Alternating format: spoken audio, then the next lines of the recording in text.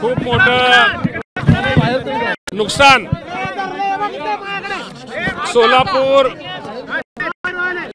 जिल्ह्यामध्ये झालेलं आहे आणि सोलापूर जिल्ह्यामध्ये सर्वात जास्त फटका त्याचा मोहोळ माढा मी बऱ्याचशा तालुक्याला याचा खूप मोठा फटका बसलेला आहे।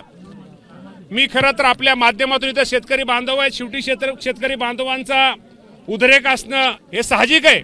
शेवटी जे जे जळतं त्यालाच कळतं। शेवटी त्याप्रमाणे निश्चित प्रकारे शेतकऱ्यांच्या भावना बरोबर आहेत।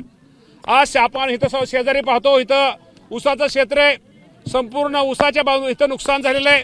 इथली जमीन वाहून गेलेली आहे, इथली जमीन वाहून गेलेली, विहिरीमध्ये गाळ गेलेला आहे।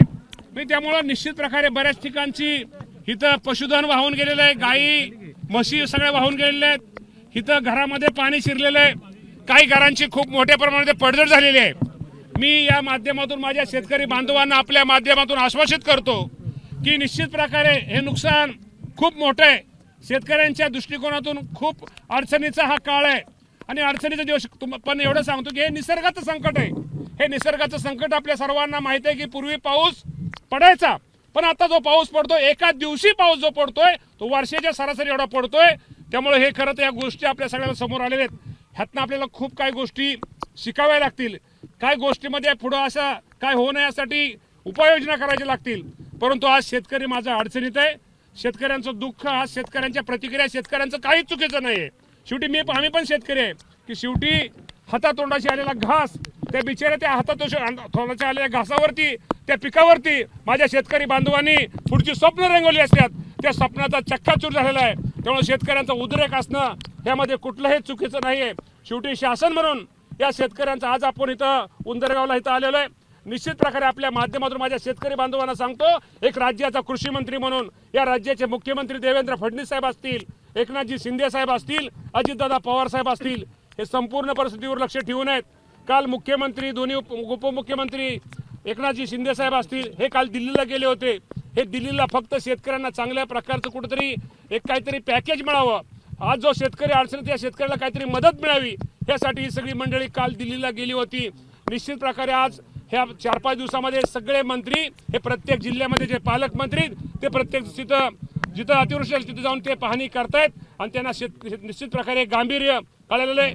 आणि आज इथं ह्या गावामध्ये आम्ही पण आलेलो आहे। या माध्यमातून आपल्याला एवढं सांगतो की निश्चित प्रकारे शासनाच्या माध्यमातून जी नुकसान भरपाई आहे ती नुकसान भरपाई लवकरात लवकर पंचनामे आज आम्ही करण्याचा प्रयत्न करतोय। जेवढं आज पाऊस अजून थांबलेला नाही, पण पाऊस थांबला की 10 दिवसाच्या आत पंचनामे, सगळे पंचनामे संपून 10 दिवसाच्या आत किंवा दिवाळीच्या पूर्वी माझ्या शेतकरी बांधवांना सगळी मदत दिली जाईल। आणि त्यानंतर उद्या मंगळवारी दिल्लीनंतर अजून काय शेतकऱ्यांसाठी ज्या काय नवीन काही गोष्टी येतील ते शेतकऱ्यांना पोहोचवण्याचा प्रयत्न करता येतील। निश्चित प्रकारे इथं जेवणाची गैरसोय, काही ठिकाणाची राहण्याची गैरसोय, जनावरांचा चाऱ्याचा प्रश्न आहे। मी स्वतः आता कलेक्टरला बोललेलो आहे, मी कलेक्टर साहेबांना आणि आता सांगतो आणि त्यांना सांगतो चाऱ्याचं, जेवणाचं पण ताईंनी सांगितलं, मला वाटतं बाकीच्या आपल्या कारखान्यांनी पण इथं चांगल्या प्रकारची सोय, इथं कारखान्यात जेवणाची सोय केलेली आहे। चाऱ्यांचा विषय या बाबतीमध्ये निश्चित प्रकारे मी कलेक्टरांना आत्ताच कलेक्टरांना फोन लावा, जरा कलेक्टरांना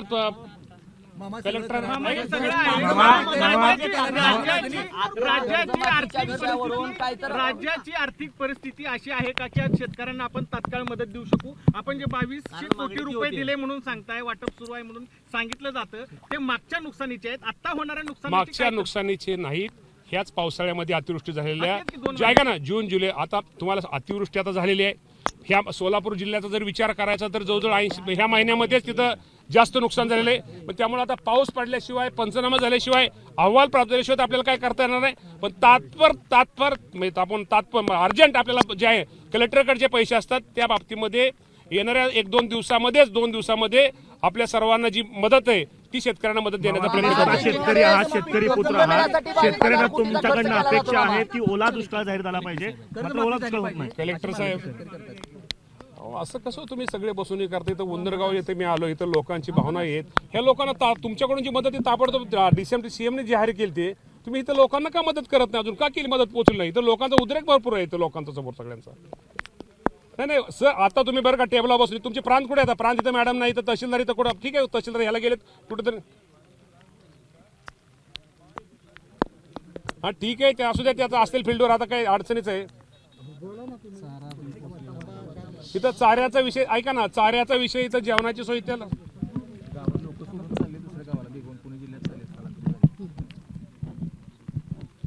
उद्या मात्र सगळ्यांना चारा साहेब मिळेल असं करा सगळ्यांना, कारण का चाऱ्याची सगळ्यांची अडचण तिथे महत्वाची.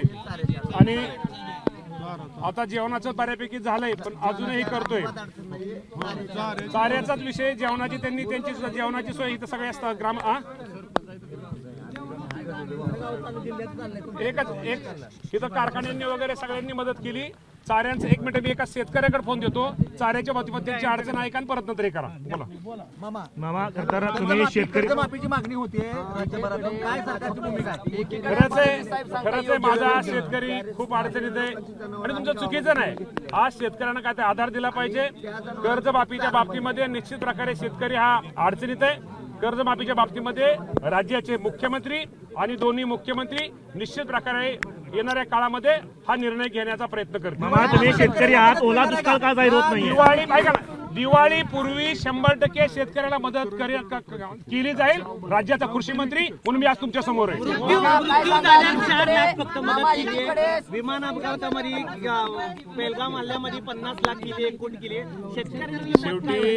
शेवटी काय हे जे नियम असतात, निकष असतात, शेवटी हे वरिष्ठ पातळीवरती किंवा सगळा हे करून असतो.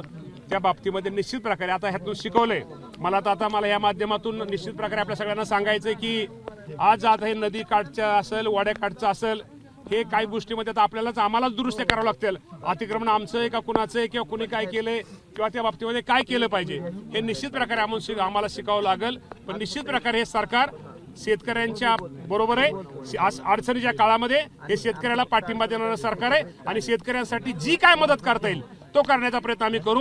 येणाऱ्या मंगळवारच्या कॅबिनेट मिटिंगमध्ये सगळे मंत्री, मुख्यमंत्री, दोन्ही उपमुख्यमंत्री यांनी राज्याचा दौरा केलेला आहे. शेतकऱ्याच्या बांधावरती जाऊन शेतकऱ्यांच्या व्यथा ऐकलेल्या आहेत. त्यामुळे निश्चित प्रकारे शेतकऱ्यांसाठी एक चांगलं करण्याचा प्रयत्न, एक चांगलं पॅकेज कुठेतरी शेतकऱ्यांना कुठेतरी भरीव मदत करण्याचा प्रयत्न हा राज्य सरकारच्या वतीने केला जाईल.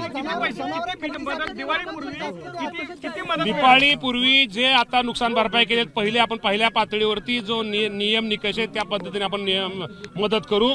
त्यानंतर आता दिल्ली आता काल मुख्यमंत्री दिल्लीला गेले होते. त्यामुळे निश्चित प्रकारे येणाऱ्या काळामध्ये चांगल्या प्रकारची मदत शेतकऱ्यांना करू.